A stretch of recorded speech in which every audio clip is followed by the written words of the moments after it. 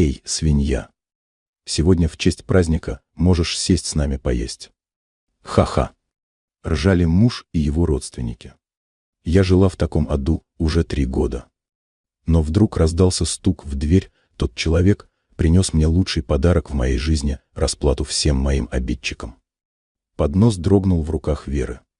Горячий жир от котлет плеснул на запястье, но она даже не почувствовала боли. За столом хохотали 4 ее муж Геннадий, его мать Зинаида Петровна, сестра Лариса и какой-то дальний родственник, имени которого Вера так и не запомнила за 3 года. «Чего застыла, корова?» Геннадий хлопнул ладонью по столу. «Тащи уже жратву». Вера поставила блюдо на стол. Руки тряслись. Она отступила к стене, как делала это всегда, чтобы не мешать, чтобы быть незаметной, чтобы не вызвать очередную волну насмешек. «Мам, а помнишь, какая она была на свадьбе?» Лариса захихикала, накалывая котлету на вилку. «Платье это дурацкое, прическа. Я еще тогда Генке говорила, куда ты лезешь. Ой, не напоминай». Зинаида Петровна махнула рукой с зажатым в ней куском хлеба. Я сразу поняла, что толку от этой не будет. Не готовить не умеет, не убраться нормально. Одно слово «сирота». Вера стиснула зубы. «Сирота». Это слово они произносили так, будто оно было ругательством. Будто потеря родителей — ее личная вина и позор. 5 лет назад ее жизнь была совсем другой. Отец, Николай Сергеевич, работал инженером на заводе. Мама, Татьяна Александровна, преподавала музыку в школе. Они жили в этой самой квартире 3-комнатной, просторной, с высокими потолками и большими окнами. По воскресеньям мама готовила блины, отец читал газету вслух, а старший брат Максим подшучивал над Верой, таская у нее из тарелки самые румяные кусочки. Все закончилось в один октябрьский вечер. Родители возвращались с дачи. Они звали Веру с собой, но она отказалась, на работе был аврал, нужно было сдавать квартальный отчет. Максим тогда был в командировке, он служил в армии, потом перешел на контрактную службу в спецподразделение. Грузовик вылетел на встречную полосу. Водитель уснул за рулем. Отец и мать погибли мгновенно так, во всяком случае, сказали в полиции. Вера до сих пор не знала, правда это или просто попытка утешить. Максим прилетел на похороны. Вера помнила его лицо серое, застывшее, словно каменное. Он держал ее за руку у могилы и молчал.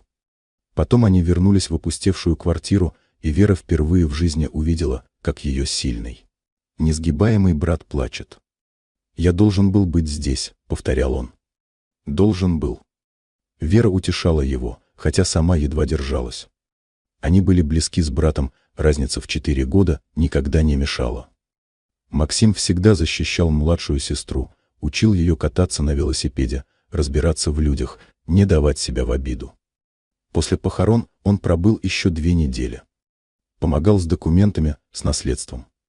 Квартира осталась Вере, так было записано в завещании родителей. Максим не возражал, у него была своя жизнь, служба, постоянные командировки. «Ты справишься», — сказал он перед отъездом. «Ты сильная. Если что, звони в любое время». Вера кивнула. Тогда она еще верила, что справится. Первые полгода слились в серое пятно. Она ходила на работу бухгалтером в небольшую торговую фирму, возвращалась домой, сидела на кухне, глядя в стену. Не плакала, слезы закончились где-то на 3-й месяц. Просто существовала, как автомат. Подруги сначала звонили, потом перестали. Вера сама их отталкивала, не хотела никого видеть, не хотела разговаривать. Мир сузился до размеров квартиры и офиса. А потом появился Геннадий. Его привел общий знакомый. Высокий, не красавец, но и не урод. Он был внимательным, слушал, кивал. Когда Вера обмолвилась о родителях, он сказал: «Я понимаю. Моего отца тоже не стало рано». Тогда эти слова показались ей спасением. Они начали встречаться. Геннадий был заботливым. Вера постепенно оттаивала. Максим позвонил через 2 месяца. Вера рассказала о Геннадии восторженно, сбивчиво. Брат выслушал молча. «Приеду на следующей неделе», — сказал он. «Хочу познакомиться с этим твоим Геннадием». Он произнес имя так, будто оно было чем-то неприятным. Вера не обратила внимания, списала на братскую ревность. Встреча прошла плохо. Максим и Геннадий не понравились друг другу с первого взгляда. Брат смотрел на жениха сестры с холодным прищуром, задавал странные вопросы о работе, о планах, о прошлом. Геннадий отвечал уклончиво, нервничал, потел. После его ухода Максим сел напротив Веры и сказал прямо: он врет. «Не знаю, в чем именно, но врет. Не выходи за него». Вера вспыхнула: «Ты его даже не знаешь. Поговорил полчаса и уже все решил?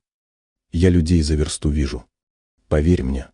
Ты просто не хочешь, чтобы я была счастлива. Ты уехал, бросил меня одну, а теперь приходишь и указываешь, как жить». Слова вырвались сами злые, несправедливые. Вера сама не ожидала от себя такой вспышки. Видимо, накопилось слишком много одиночества, боль, обида на весь мир. Максим побледнел. «Я тебя не бросал. Я служу, у меня контракт». «Контракт». Вера почти кричала. «Вот и езжай обратно к своему контракту. А мою жизнь оставь мне». Брат встал. Постоял молча, глядя на сестру. Потом надел куртку и ушел, не сказав больше ни слова. Это было 4 года назад. С тех пор Максим не звонил, не писал, не приезжал. Словно растворился. Вера пыталась найти его, звонила на старые номера, писала знакомым. Ей отвечали уклончиво: уехал, где-то за границей, на связь не выходит. Сначала она злилась. Потом тосковала. Потом смирилась. У нее теперь была новая семья, муж Геннадий, его заботливая мать Зинаида Петровна, его милая сестра Лариса. Свадьбу сыграли через 3 месяца после ссоры с братом. Скромную, в ресторанчике на окраине. Максим не пришел, Вера даже не знала, дошло ли до него приглашение. Первые недели брака были нормальными. Геннадий работал или говорил, что работает. Зинаида Петровна приезжала почти каждый день, но Вера списывала это на материнскую любовь. Маска начала трескаться через месяц. Придирки, оскорбления, крики. Правила игры менялись каждый день. А потом Зинаида Петровна пришла и осталась. «Сыночку нужна помощь», — заявила она, расставляя свои вещи в шкафу. «А ты, невестушка, работай спокойно. Я присмотрю за домом». Присмотр означал тотальный контроль. Свекровь проверяла каждую кастрюлю, каждую вымытую тарелку, каждое выглаженное полотенце. И все было не так. Все было плохо. Все было не по ее. «Генка», — тянула она за ужином, — «ты посмотри, какая у тебя жена неумеха. Вот у меня Лариска и готовит, и шьет, и вяжет. А это только деньги твои тратить умеет». Геннадий кивал. Иногда добавлял что-то от себя. Постепенно из Вэри и дорогой Вера превратилась в эту, потом в корову, потом в свинью. Она пыталась сопротивляться.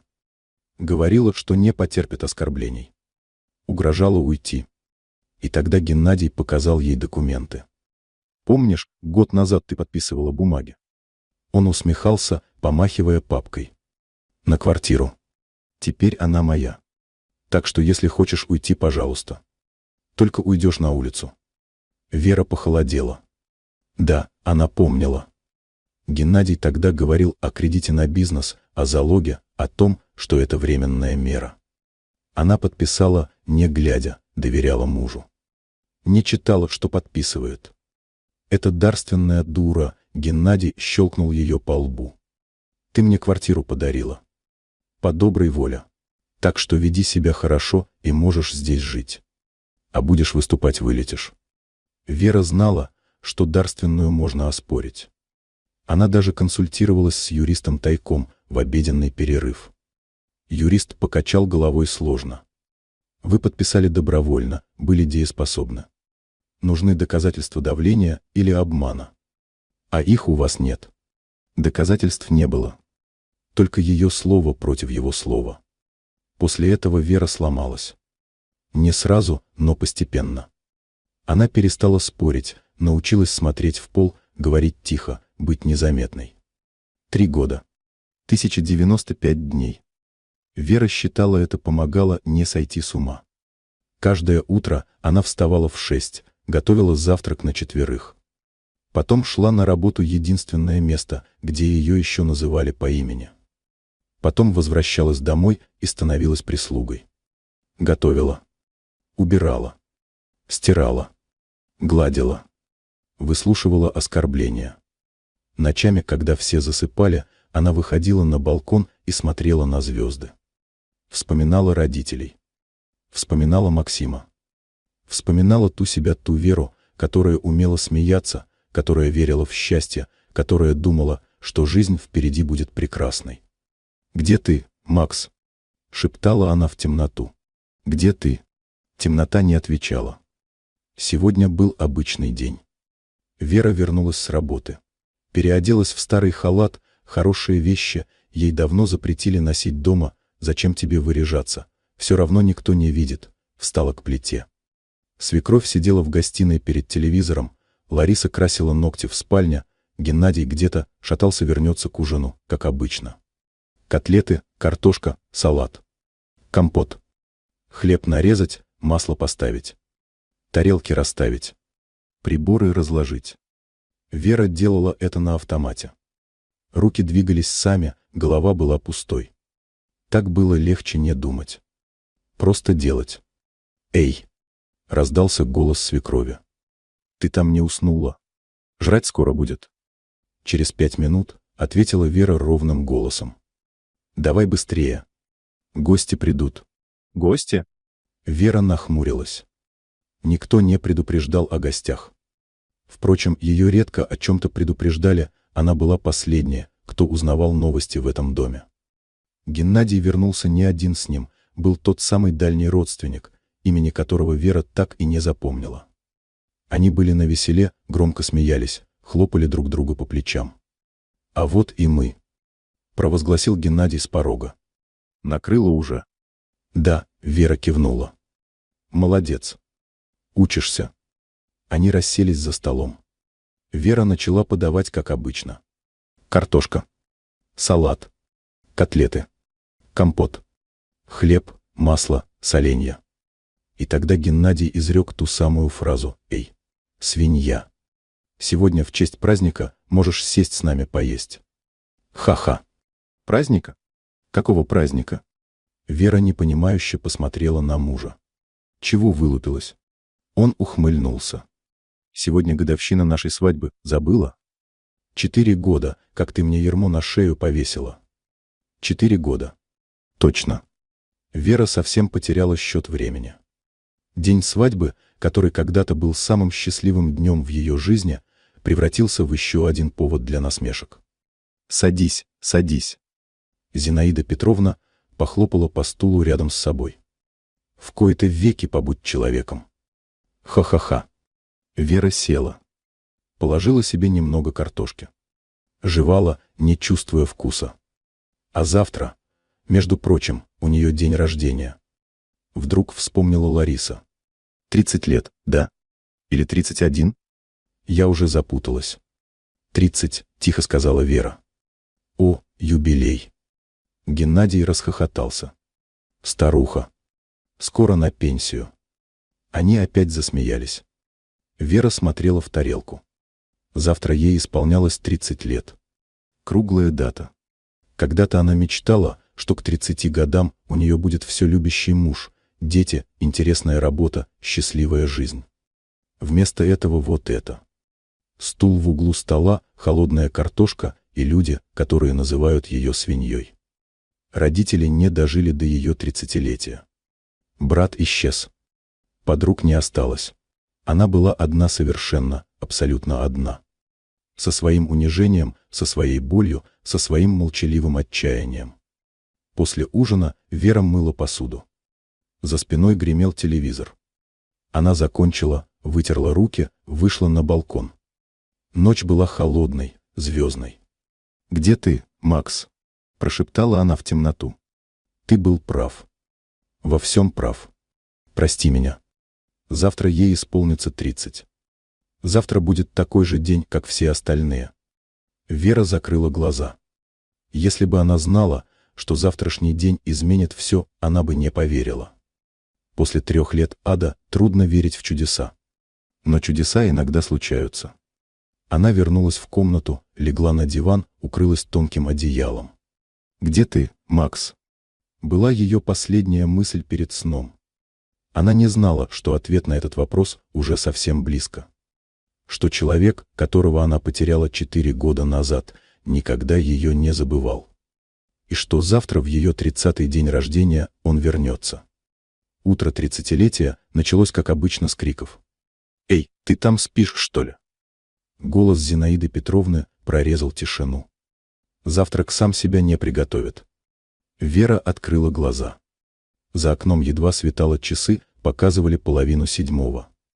Она встала с дивана, накинула халат, пошла на кухню. Никто не поздравил. Впрочем, она и не ждала. Яичница, бутерброды, чай. Вера расставила тарелки, разлила заварку. Из комнат потянулись домочадцы заспанные, недовольные, привычно игнорирующие ее присутствие. «Чай холодный», — буркнул Геннадий, отхлебнув из чашки. Вера промолчала. Чай был горячим, она только что сняла чайник с плиты. Но спорить не имело смысла. «Сегодня к вечеру гости будут», — объявила Зинаида Петровна, намазывая хлеб маслом. «Лариска, твой бывший одноклассник, приедет, Валера. Помнишь его?» Лариса оживилась. «Валерка? Тот, который в Москву уехал? Он же вроде бизнесом занялся». «Вот-вот. Приедет. Надо стол накрыть по-человечески». Свекровь повернулась к Вере. «Ты после работы сразу домой. Купишь продукты, я список напишу. И приготовишь все как положено. Поняла?» «Поняла», — кивнула Вера. Ее день рождения. Гости, но не для нее. Стол, но не в ее честь. Как обычно. На работе коллега Наташа поздравила ее шепотом с юбилеем. «Верочка». «Спасибо. Отмечать будешь?» Вера покачала головой. После работы она купила продукты по списку свекрови. Тащила тяжелые пакеты через двор, поднималась по лестнице, лифт не работал. Дома ее встретил привычный хаос. Лариса красилась в ванной, Зинаида Петровна командовала по телефону, Геннадий валялся на диване. «Принесла?» Свекровь окинула взглядом пакеты. «Давай быстрее, времени мало». Вера переоделась и встала к плите. Салаты, нарезка, горячая. Руки работали на автомате, голова была пустой. Она старалась не думать о том, что сегодня ее день рождения. Что ей исполнилось 30. Что где-то в параллельной вселенной существует другая Вера, счастливая, любимая, окруженная близкими людьми. К 7 вечера стол был накрыт. Вера оглядела результат своих трудов: красиво, богато, празднично. Для чужого праздника. Гости начали собираться.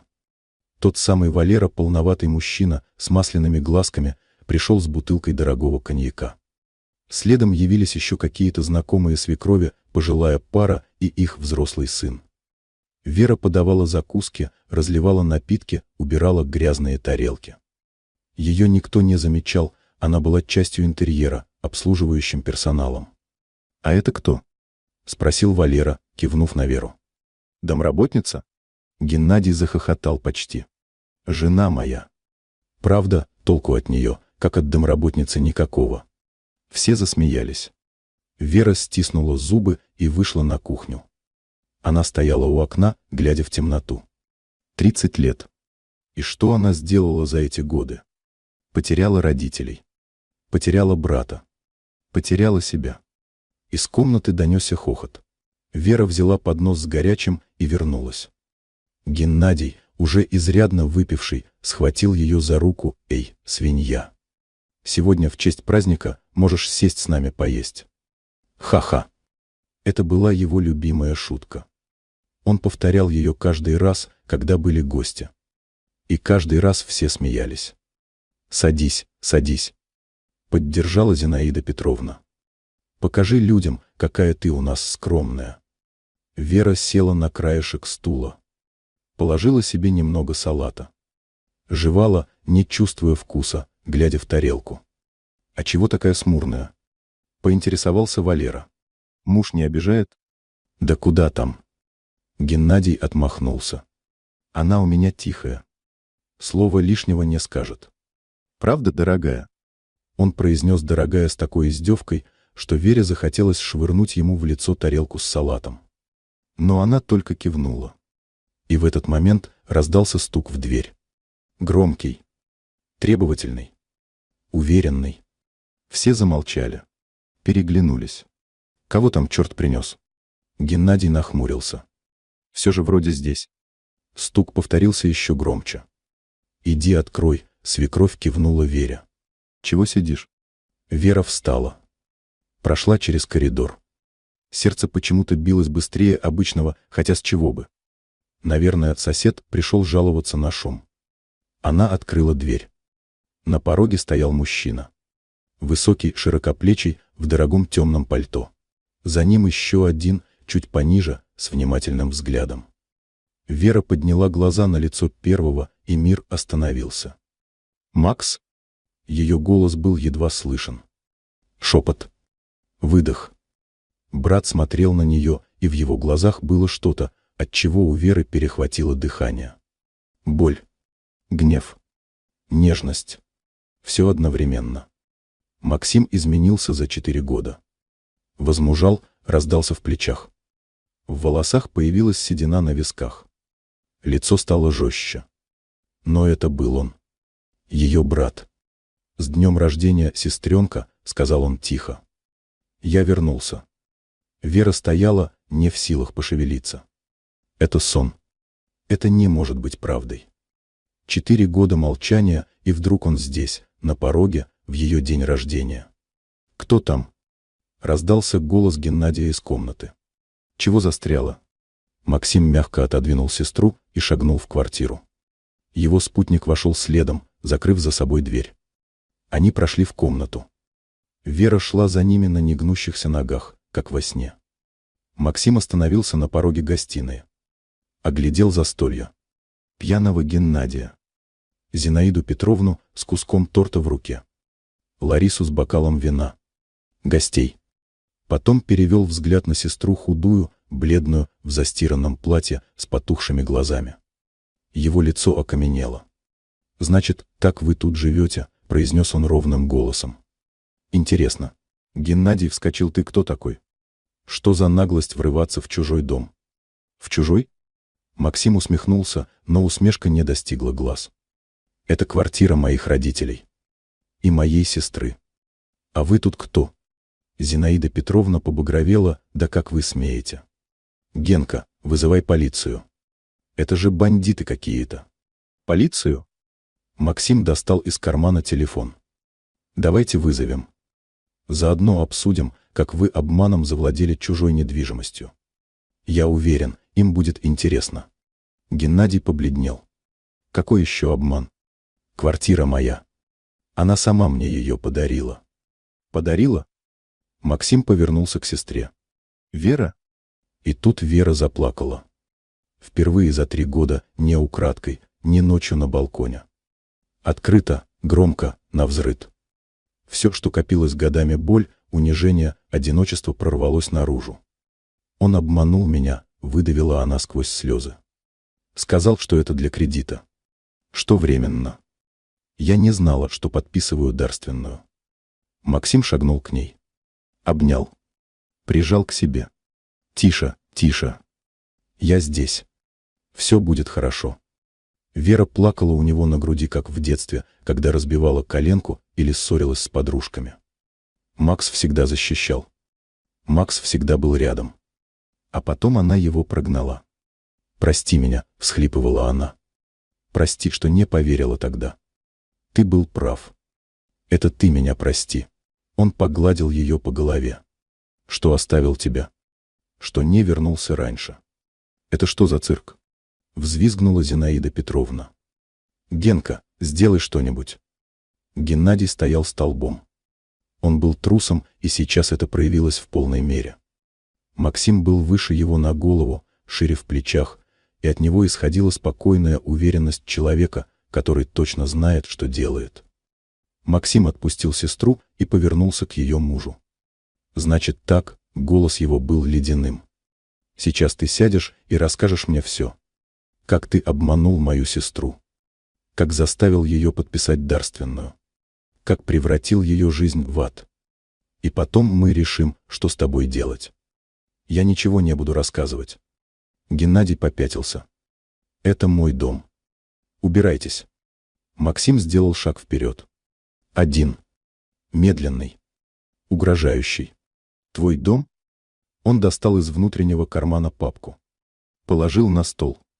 Здесь заключение независимой экспертизы. Максим вынул из папки документы. Подпись сестры на дарственной была поставлена под давлением. Здесь показания свидетелей, соседей, коллег. И справка о ваших долгах. 300 тысяч. Вы планировали продать эту квартиру. Вот только она не ваша. Он обвел взглядом застывших родственников жены. Мой адвокат уже подал иск о признании дарственной недействительной. Учитывая обстоятельства, психологическое давление, введение в заблуждение, использование уязвимого состояния жертвы, суд встанет на нашу сторону.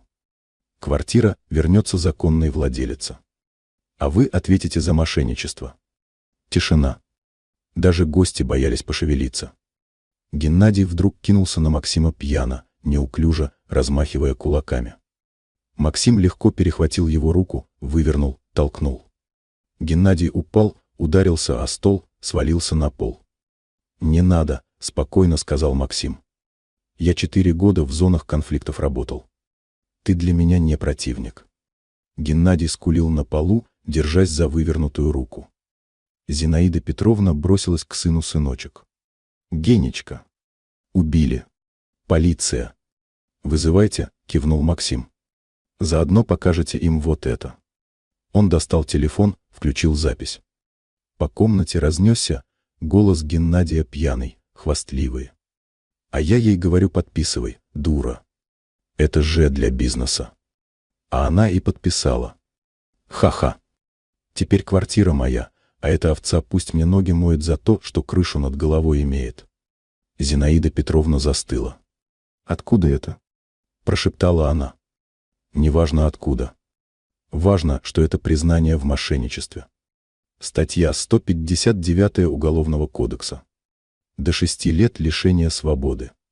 Максим убрал телефон. «Но я не хочу сажать этого человека. Слишком много чести. Я хочу другого». Он подошел к свекрови. Та отшатнулась. «Вы, — сказал он тихо, но так, что слышали все, — воспитали не сына. Вы воспитали паразита, который живет за счет женщины, который унижает ее каждый день, который называет ее свиньей». Зинаида Петровна открыла рот и закрыла. «Какая мать учит сына бить жену?» Продолжал Максим. «Посмотрите на себя. Вы жалкая, завистливая женщина. Ваш сын — ваше отражение». Зинаида Петровна заплакала некрасиво, с красным лицом. «У вас час», — сказал Максим. «Собирайте вещи. Только свои. Через час, чтобы вас здесь не было». «Куда же мы пойдем?» — проскулил Геннадий с пола. «Куда хотите. Это не моя проблема». Он повернулся к гостям, которые жались к стене. «Вечеринка окончена. Можете расходиться». Гости засуетились, хватая сумки и куртки. Через минуту в комнате остались только Вера, Максим, его молчаливый спутник и поверженная семья. Максим подошел к сестре. Взял ее за руки. «Прости, что так. Я хотел сделать это тихо, через суд. Но когда увидел тебя, когда понял, как они тебя тут...» Он не договорил. Вера видела, как дергается желвак на его скуле.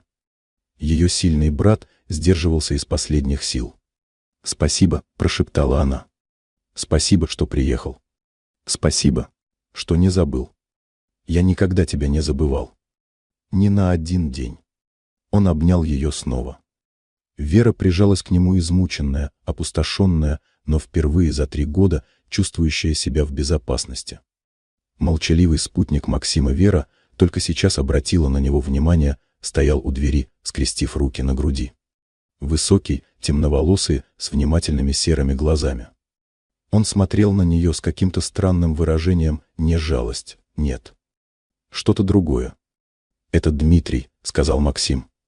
«Мой друг и партнер. Мы вместе работали». Дмитрий кивнул: «Рад познакомиться, Вера. Максим много о вас рассказывал». Вера слабо улыбнулась. Сил на разговоры не было. За следующий час семья Геннадия собрала вещи под присмотром Дмитрия. Зинаида Петровна всхлипывала, Лариса шипела проклятие, Геннадий угрюмо паковал сумки. Дверь закрылась. Щелкнул замок. Вера стояла посреди своей квартиры.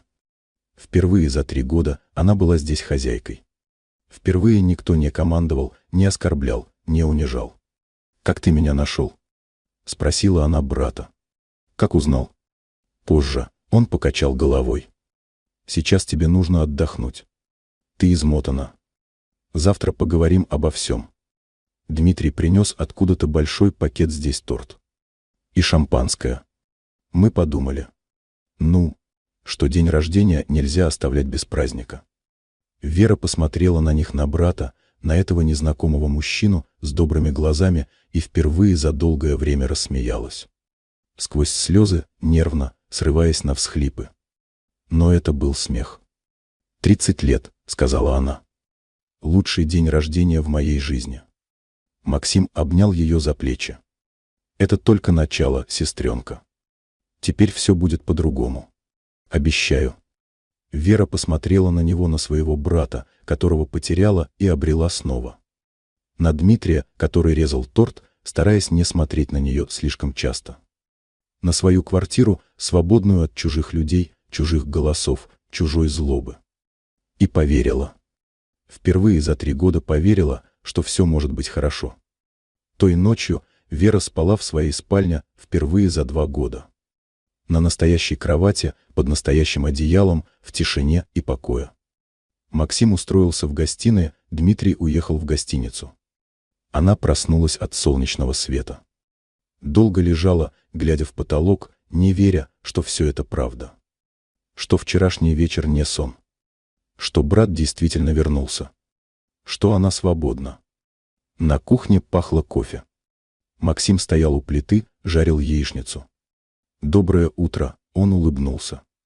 «Садись, сейчас будет готово». Вера села за стол. Смотрела, как брат ловко орудует сковородкой, как разливает кофе по чашкам, как ставит перед ней тарелку. «Ты изменился», — сказала она. 4 года.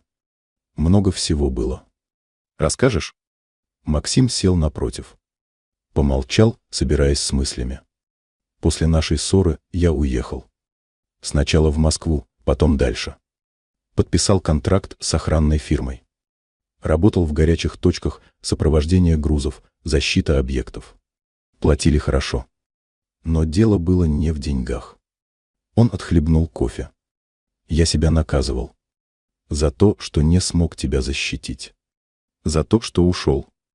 Думал, если погибну где-нибудь, так мне и надо. Макс, подожди, дай договорю. Через 2 года я встретил Дмитрия. Он тоже был на контракте. Мы подружились. Он мне мозги вправил. Сказал, что смерть — это не выход. Что если я хочу помочь сестре, то должен жить. И действовать». Максим посмотрел ей в глаза. «Мы вместе открыли охранное агентство. Сначала маленькое, потом разрослось. Сейчас у нас филиалы в 3 городах, 50 сотрудников. Я зарабатываю достаточно, чтобы нанять лучших юристов и частных детективов. Ты следил за мной?» «Да. Через знакомых. Через людей, которых нанимал. Знал, что происходит. Знал про дарственную, про унижение. Собирал доказательства. Почему не приехал раньше?» Максим опустил глаза. «Боялся. Что ты меня прогонишь. Что не простишь. И ждал, пока соберу достаточно материала, чтобы уничтожить их юридически. Чтобы они не смогли ничего тебе сделать. Вера протянула руку через стол, сжала его ладонь. «Я тебя простила. Давно. Еще тогда, когда поняла, что ты был прав». Они сидели молча, держась за руки. Брат и сестра, потерявшие друг друга и обретшие снова. Следующие недели слились в один поток событий. Адвокат Максима Сухой, педантичный мужчина в очках, приходил почти каждый день. Объяснял, какие документы нужны, что говорить в суде, как себя вести. Дело о признании дарственной недействительной рассматривалось быстро. Доказательства были неопровержимы: заключение психолога о состоянии Веры на момент подписания, показания свидетелей, аудиозапись, где Геннадий хвастался обманом. Судья вынес решение в пользу Веры, квартира официально вернулась ей. Геннадий пытался сопротивляться. Нанял какого-то дешевого адвоката, подавал апелляции. Все они были отклонены. В конце концов, он сдался, подписал все бумаги, согласился на развод. Развод оформили за 2 месяца. Вера стояла в коридоре суда, держа в руках свидетельство о расторжении брака, и не могла поверить, что все закончилось. 4 года кошмара, и вот она свободна. Официально, юридически, навсегда. Поздравляю, Максим обнял ее.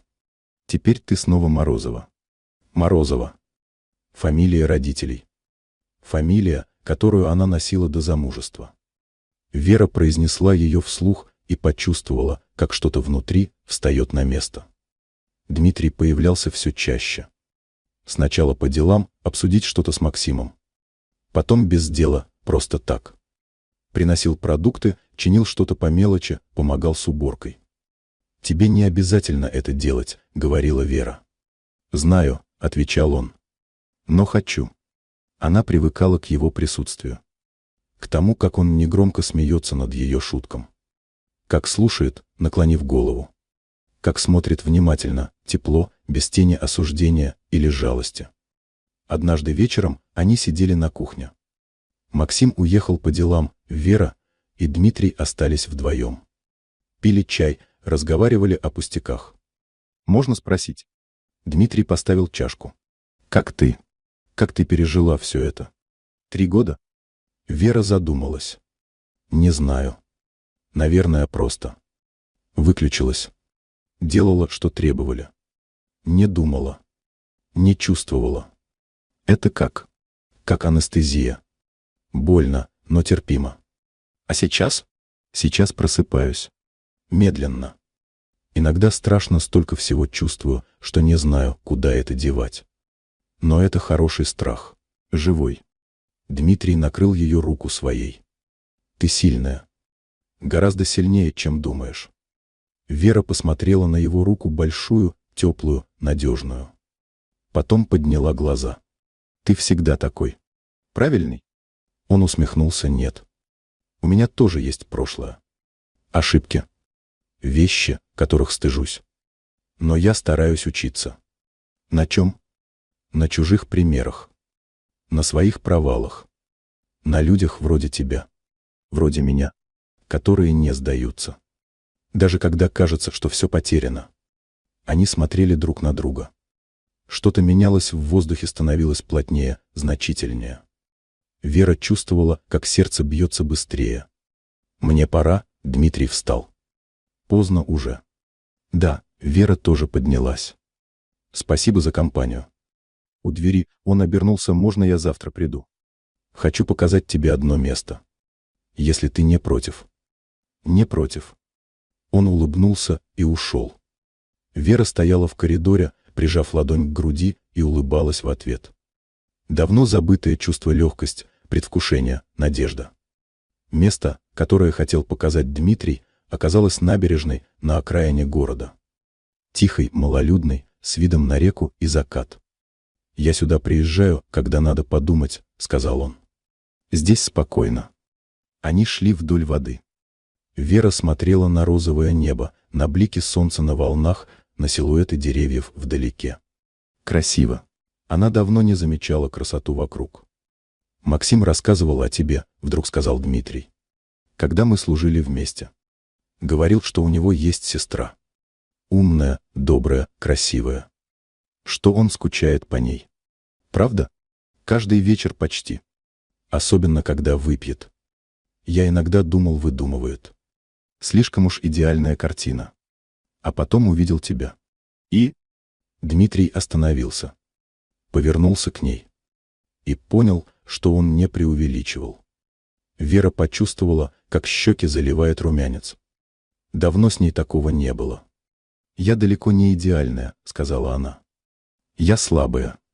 Позволила им, всему этому. Ты не слабая. Ты выжила. В ситуации, которая сломала бы многих. И сохранила себя, свою доброту, свою человечность. Это не слабость. Это сила». Он взял ее за руку. Осторожно, будто боялся спугнуть. «Я не тороплю тебя. Знаю, что тебе нужно время. Но хочу, чтобы ты знала, я рядом.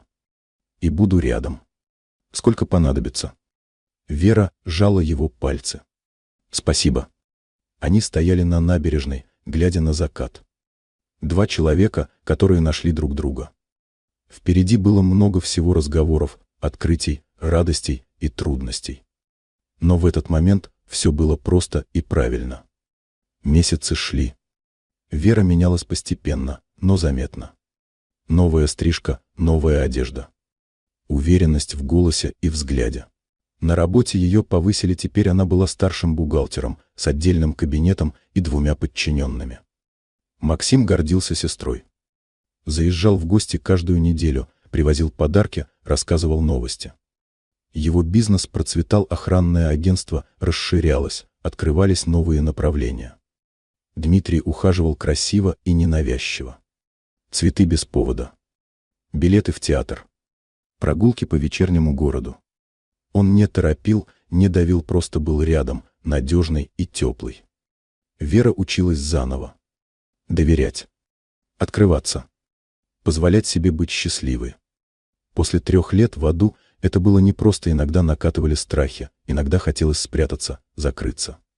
Но она справлялась. Однажды Дмитрий спросил: «Ты жалеешь о чем-нибудь?» Вера подумала. О потерянных годах. О том, что не послушала Максима. О том, что позволила себя сломать. А если бы можно было вернуться, что бы изменило?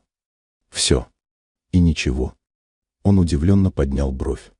«Если бы я не прошла через это, — объяснила Вера, — я бы не стала той, кто я сейчас.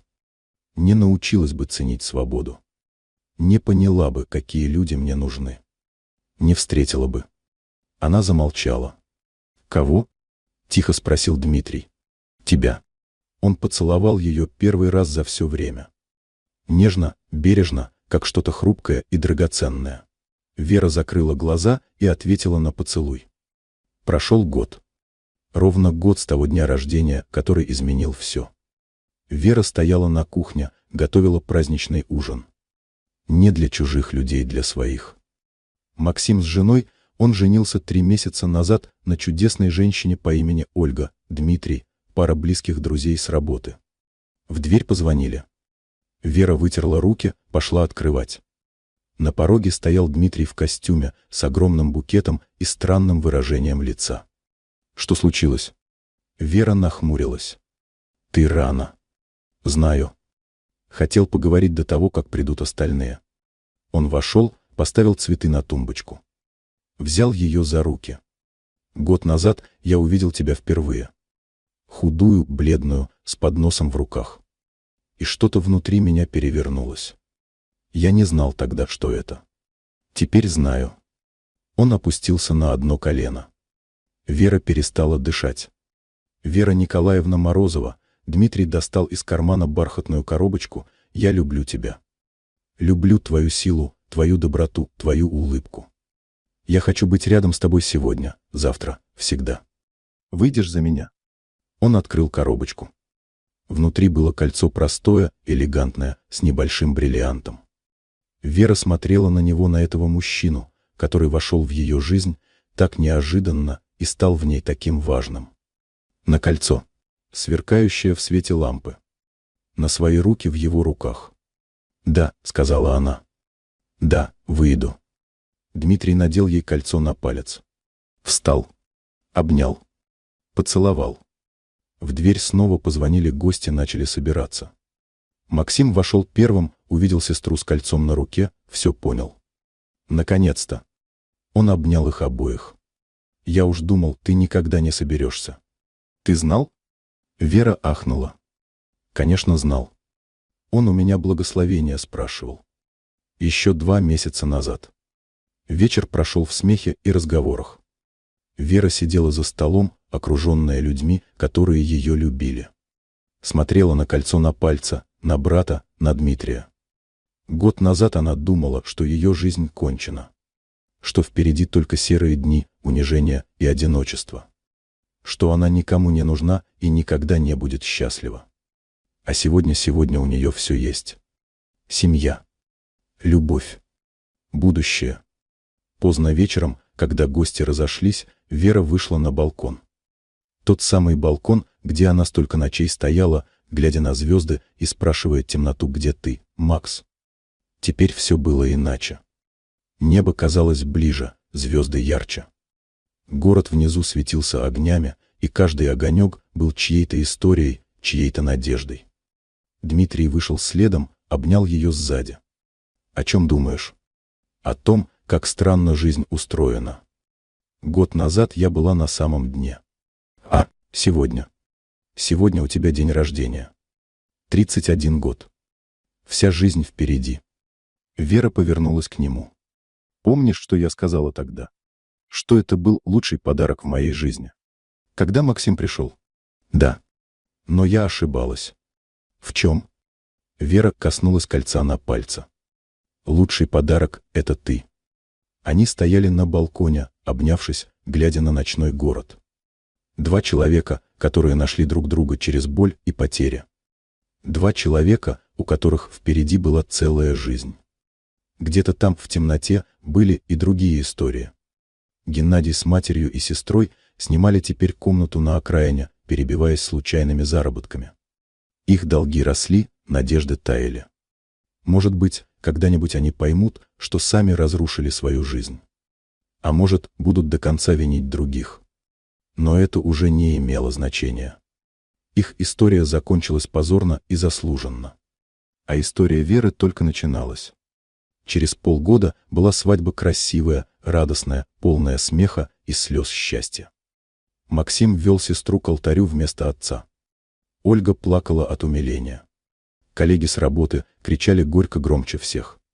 Вера смотрела на мужа, теперь уже мужа, и думала о том, как много может измениться за 2 года. Как из ада можно попасть в рай. Как из жертвы можно стать победительницей. Она больше не была той Верой сломленной, затравленной, потерявшей себя. Она была новой Верой, сильной, уверенной, любимой. И когда священник произнес: «Объявляю вас мужем и женой», она знала, что это правильно. Что все было не зря. Что каждая слеза, каждая бессонная ночь, каждое унижение привели ее сюда, к этому моменту, к этому человеку, к этой новой жизни. Дмитрий поцеловал ее, и зал взорвался аплодисментами. Вера улыбнулась. Она была дома. Наконец-то дома. Спасибо, что дослушали до конца. Если история была для вас интересной, подписывайтесь на канал и ставьте лайки, чтобы не пропустить новые видео.